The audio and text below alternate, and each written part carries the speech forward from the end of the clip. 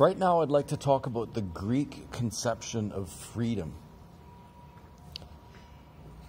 The deepest form of freedom. And that is the one and only freedom. And that freedom is the freedom to do the right thing. If you are not doing the right thing, you are not free. That's an interesting way to look at it.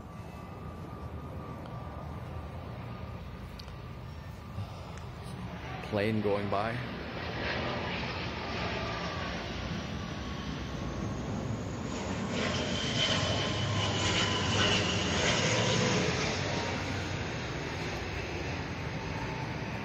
You're not free because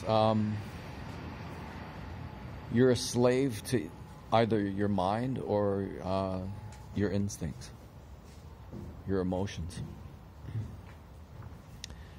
To make a good decision, you need full access to your critical thinking capacities. Probably don't want to be too excited, too sick, too mentally ill, too inebriated. Your mind needs to be functioning well.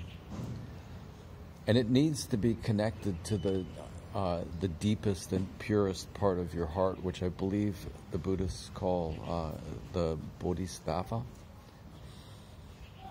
The feeling, and I agree with this, is that at the deepest point in anybody's heart, there is still something that left pure. I believe that. It's pretty hard to identify a lot of the times, probably, in yourself or others. But anyway, this is one way of looking at it. So you make a decision based on your heart and your mind. And if you don't do that, if you make a decision only with your mind, then you're a slave to your mind. And if you make a decision only using your heart, then you're a slave to your heart.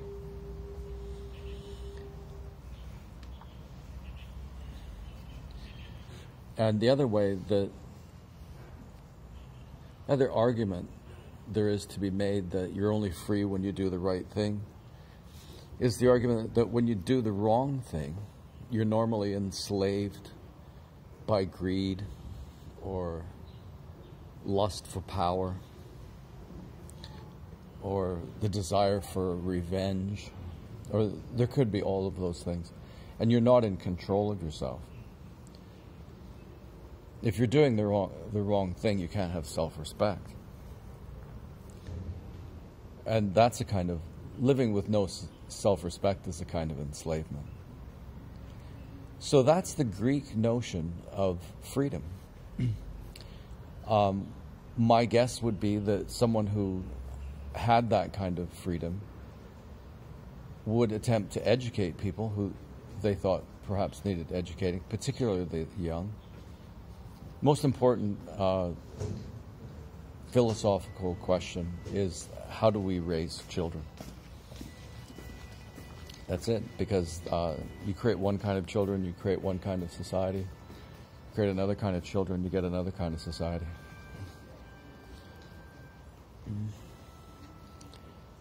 But a person had this freedom in this Greek sense, I don't think would interfere with anybody else's freedom of any kind. For example, freedom of expression. The person has Greek freedom, could live in a way sort of detached from the world, because at least he's stable in himself. He wouldn't go around and limit people's freedom of expression. And limiting freedom of expression is almost always about exerting power over other people. So in order to satisfy your own greed and lust for power. That's almost always what it is. So take, for example, the CBC and the way that they act. The things that they will not allow to be said on the CBC. They're not allowing freedom of expression, which is the tool we use to maintain a peaceful society. They won't allow us to do that. So they've taken away our freedom of expression, but they themselves are slaves to their greed and lust for power. No, it's okay. Thank you.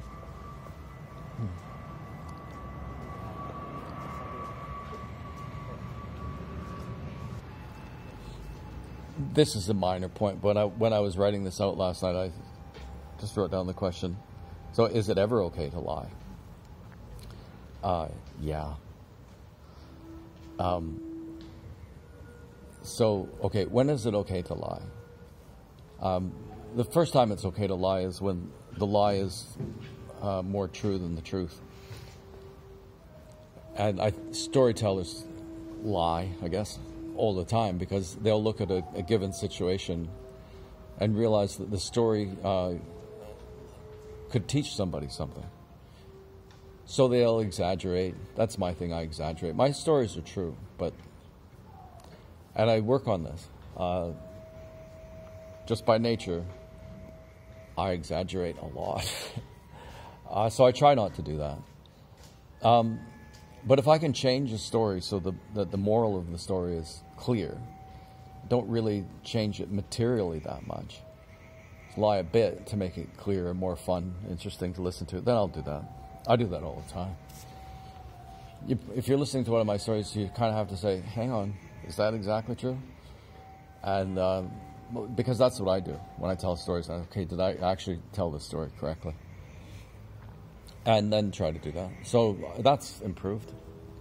Would I lie to the police? Would I lie to the police? Are the police an instrument of woke authoritarianism? Frequently. So yeah, I would lie through my teeth to cops if it was about something like that. If I thought I could just maintain freedom by doing it. If I thought I could make a statement and make a difference by telling the truth, I'd tell the truth. But yeah, it's definitely okay to lie sometimes. Everybody knows this. I think the interesting thing here is just this idea that if you're a liar, if you're doing bad things, a corporation like the CB is lying every second. So sometimes a lie is more true than the truth. But sometimes the truth is an enormous lie. So the truth about the CBC that's always a lie is the stories they don't cover. Just recently in the United States, a guy who had a history of extreme violence. He was a pimp, he was a thief, he beat people up. And he talked online about, the necessity of beating up white people, especially, I think, including old people. I'm sure that he raped people, just like a real piece of shit. Right?